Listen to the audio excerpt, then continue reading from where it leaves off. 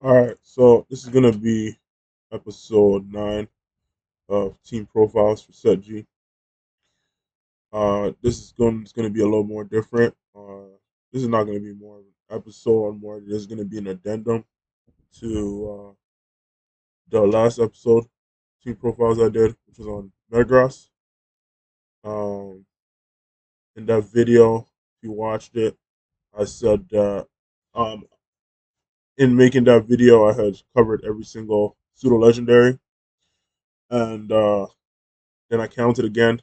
I realized that I made a video about Kyogre Raikou, and that wasn't about pseudo legendaries. So yeah, then I realized I missed one, and the one that I missed was Garchomp. Um, so uh, yeah, I was a bit kind of flustered when I realized that because I was like, oh gosh, I have to make a video about Garchomp, and then I quickly realized why I was avoiding Garchomp in the first place, which was because basically I realized that Garchomp is basically like the is basically the if you play a lot of games, is that class where it's basically the beginner class, right? Yeah, if you play a lot of games, Garchomp would be like the beginner class of pseudo legendaries, right? So the reason why felt it was so hard to make a video about Garchomp was because of that, basically, right? So yeah, either way, despite Garchomp not really needing a video since it's basically not really something that needs to be explained. Still gonna make it, but I'm just gonna do it a little bit differently. I'm just gonna do it on Showdown, which I really don't want to do. I'd rather put the team together and showcase it on my save file. But I have all these Pokemon, right? Like I literally have them all made except for the Palkia and the Zapdos, which I'll explain why I didn't want to make this team on my save file. But yeah, uh, so it's not like, oh, I just can't have the Pokemon. It's just I'd rather just cover it. I'd rather just cover it and just kind of get it out the way rather than put the team together. And yeah, also just to make another point, um, you know, this can be a lesson too about playing the game. Is that um, it's good to be responsible. You don't want to just because you have your safe file completed and you have a bunch of resources from like BBQs or just farmed up from doing raids and stuff like that. Um, doesn't mean you're just gonna sell it all and just make any Pokemon you want, right?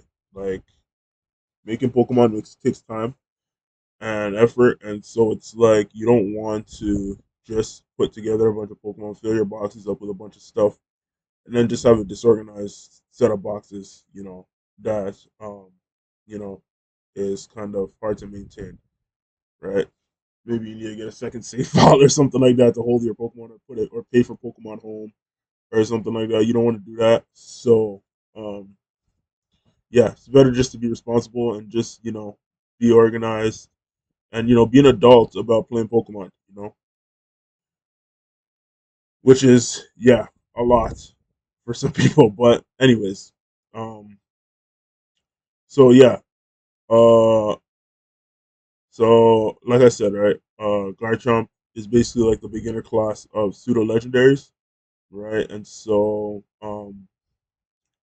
yeah, uh maybe I'll do a maybe as I cover more teams for this format, I'll go over I'll go over some noteworthy Gen 4 Pokemon and kind of try to give a explanation as to what they're going for with Gen 4.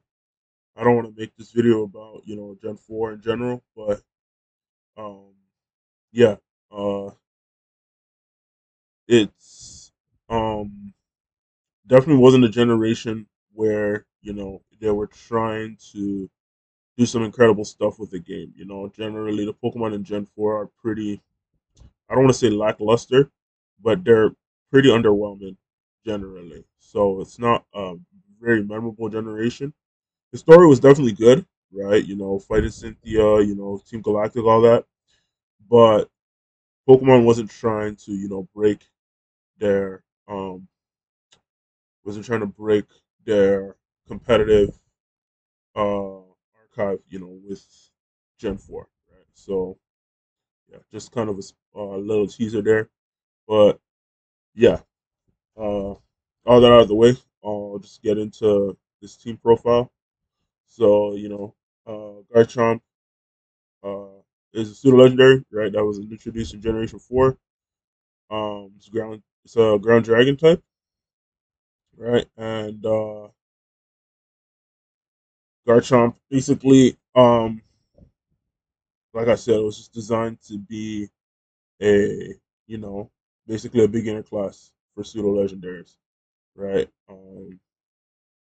Definitely fall into the category of mid range, but in terms of its stat line, but they were definitely trying to go for it. Actually isn't a mid range Pokemon. Let me take that back. It wouldn't fall under the category of mid range Pokemon. It would actually fall under the category of carries. But again, right, they really toned it down significantly so that it wouldn't, you know, be some sort of Goliath, right? Like a Rayquaza, right? So given it's a pseudo legendary, right?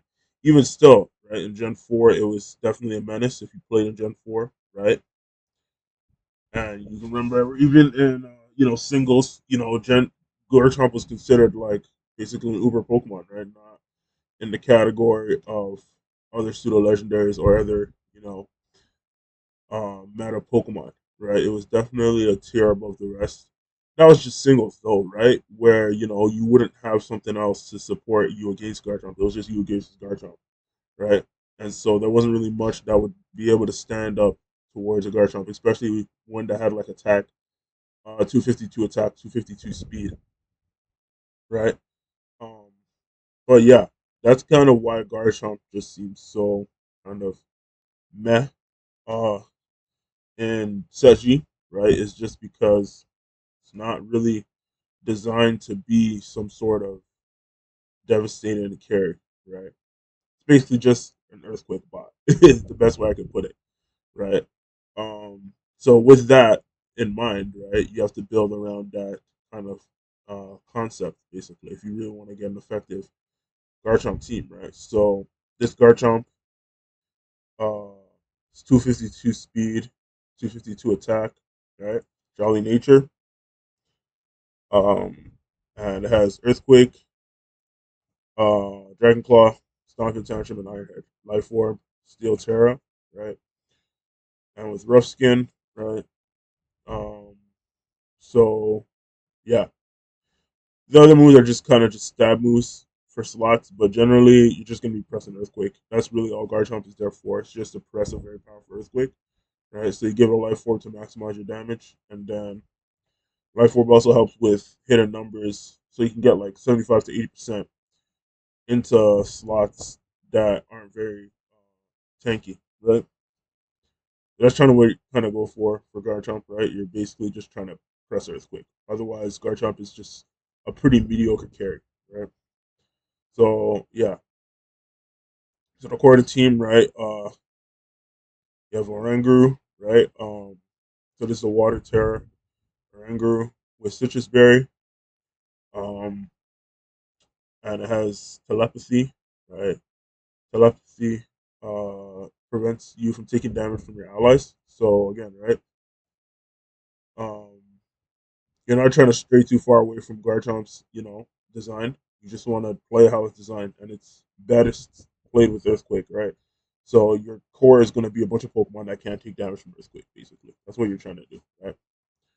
So Oranguru has Terra Blast, Psychic, Instruct, and Foul Play, and its modest nature, 132 special attack, 124 defense, 252 HP, right? So generally, this Oranguru is going to be beside the Earthquake, the Garchomp, and you're going to just press, optimally, you're just going to press Earthquake, Instruct Earthquake, right?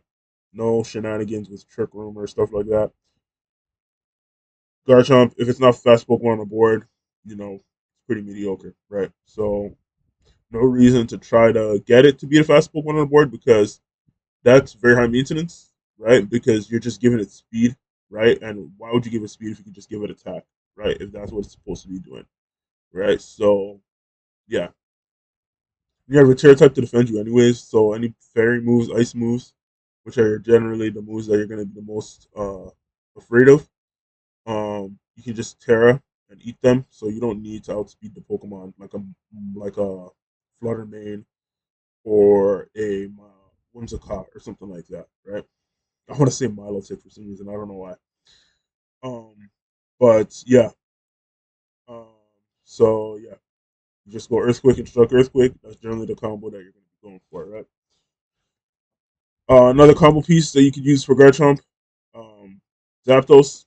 All right, so this is an Electric Terra Zapdos with pressure. You can run static if you want. Um, it has its modest nature, 252 special attack, 132 HP, 124 special defense.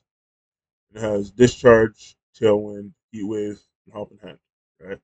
So, um, yeah. So this is just going to be other partner besides Garchomp generally. Um, and again, right, you're not trying to be fast Pokemon on board. You're just trying to get attacks off. You want them to be powerful, right? So, um, you have the helping hand, so you can basically uh, get a boosted Earthquake, and then if you want like a spread combo, you have like discharge, Earthquake, right? Or Heat Wave Earthquake, right? Then Tailwind is just a slot because basically Zapdos, um, to kind of go off on a little tangent here, Zapdos is I don't think is a really good Pokemon in Set G, to be honest. Doesn't really fulfill any roles. It needs to be played with Discharge because, quite frankly, if you're not using spread moves with Zapdos, you're not getting a lot of value. Yeah, because this Pokemon's not a carry. It's not designed to just pick off slots. So you want to just get the most value out of your attacks. Its stats are kind of, their stats are good, but um, it's not. They need to be supported very significantly for them to really shine. And so as a result, you're not. And given this Pokemon's generally defensive Pokemon, you're not gonna want to put stats into like speed, right? So as a result, this Pokemon's not going to really devastate anything. So it's not really worth trying to build around it as a carry or as some sort of mid range carry, right? So yeah, I just don't think this Pokemon's very good. And so again, I have Zapdos. I think I have a Zapdos made for uh, I think I had a Zapdos made for Set G for last time Set G came around. But yeah, it's just not a Pokemon that I find very appealing. So uh, not only that, it's just honestly, frankly, not that good in this format. And so yeah, and so yeah, the restrictor for this slot for this team is Palkia. So Water Terra Palkia with 252 HP, 252 special attack, modest nature, has lustrous orb, and also has telepathy. And it has Seichoran, Hydro Pump, Thunderbolt, Protect, right? So yeah, basically just trying to pick off slots, eat attacks, and yeah, right. So yeah, right. So you look at the core of this team, you're just like, well, yeah, this is just basically beginner uh doubles, right? You have spread moves, right? That generally would be used in a more singles format, since their secondary effect of hitting all Pokemon wouldn't matter. And singles is really just story Pokemon. It's not really an actual sanctioned format for Pokemon. It's not a format that they wanted to have either. It's just kind of there, and you generally just play it in like fan sims like you know Showdown and the like, right? Or if you're playing on Battle Stadium, right? Singles ranked maybe, but for the most part, these are not moves that generally are very that good in uh doubles VGC because they're so high maintenance, right? And so this is uh generally you probably want to play these sort of beginner teams with something like Garchomp because Garchomp is like the premier kind of earthquake user um, for VGC, right? In terms of very powerful non-legendary Pokemon, right? And so generally, yeah, if you're gonna build a sort of uh, beginner VGC team, this would probably be kind of the angle you're trying to go for. Pokemon with telepathy, flying Pokemon, or Pokemon that have moves like Protect, or even if you want to configure in a way where you have like you know moves like Fly or stuff like that, Bounce, right? Um, would probably be how you want to play these teams, right? Um, but yeah, these are more beginners teams. So if you're playing these teams, you're not seeing a lot of success outside of cheesy styles like with like Garchomp and Talonflame, for example. Um, don't be phased, right? It's just because if you play a game like TCG, Pokemon TCG, for example, you have basically that game is way more structured, and so as a result, it's easier to put out starter stuff for players, right? And they know that it's starter stuff, right? And they're not gonna try to win a regional with it, right? So it's like, yeah, if you play a game like TCG, right, you have stuff like uh, like Quacklevolt EX, right, or Skeledirge, where they have pretty good moves, right, but and they're pretty bulky Pokemon, but you know as opposed to something like Charizard EX, right, you're not going to really stand toe to toe that well against them, right, unless you run hot, right, just run insanely hot, right. But besides that, you're not gonna try to go like XO at a League Cup, with Skeledirge, right? And so this is no different, right? So again, right, VGC being such a very abstract game as opposed to other RPGs and the TCG, right? It's very hard to sort of the uh quantify the status of teams, right? As opposed to a game like Pokemon TCG, right? So hope this kind of alleviates sort of some of that kind of confusion and yeah, kind of shed light on sort of Garchomp's role in VGC, right? Not necessarily in Set G, but in VGC, right? So yeah, that's the core of the team. And so for the pivots, you have Serena, right? Steel Terra Serena, the Assault Vest. It has 252 HP, 252 attack, right? And has Drop Kick at Triple Axel, Hydro Kick, and U-Turn, right? Queenly Majesty. So you just want just coverage, right? And then you can use Queenly Majesty for priority control, right? The last pivot slot is Volcarona, Bug Terra with leftovers, and Flame Body. Has 252 special attack, 124 special defense, 132 HP, modest nature. It has Quiver Dance, Rage Power, Heat Wave, and Bug Buzz, right? So just general redirection and sweeping capabilities, right? Two Quiver Dances, you're probably going to be able to take over a game, right? So yeah, that's Garchomp.